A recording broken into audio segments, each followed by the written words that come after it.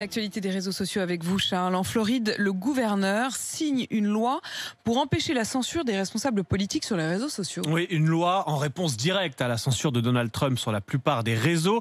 Le gouverneur républicain de la Floride, Ron DeSantis, vient de signer ce texte qui va interdire aux plateformes de suspendre les comptes des candidats aux élections.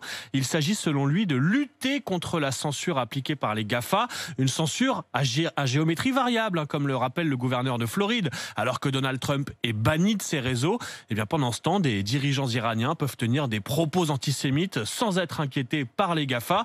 La loi qui doit entrer en vigueur le 1er juillet en Floride prévoit donc l'impossibilité de bannir d'un réseau un responsable politique en campagne, mais aussi, plus largement, elle offre à tous les internautes de Floride la possibilité de poursuivre en justice les réseaux sociaux s'ils s'estiment, je cite, traités de manière injuste.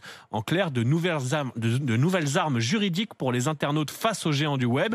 Initiative évidemment contestée par Facebook, Google et Twitter qui l'ont fait savoir dès hier. Les réseaux revendiquent leur liberté éditoriale, le fait de choisir librement qui peut s'exprimer ou pas sur leur plateforme. Ils vont contester la constitutionnalité de ce texte, mais cette loi a le mérite de reposer la question essentielle et qui est encore loin d'être tranchée.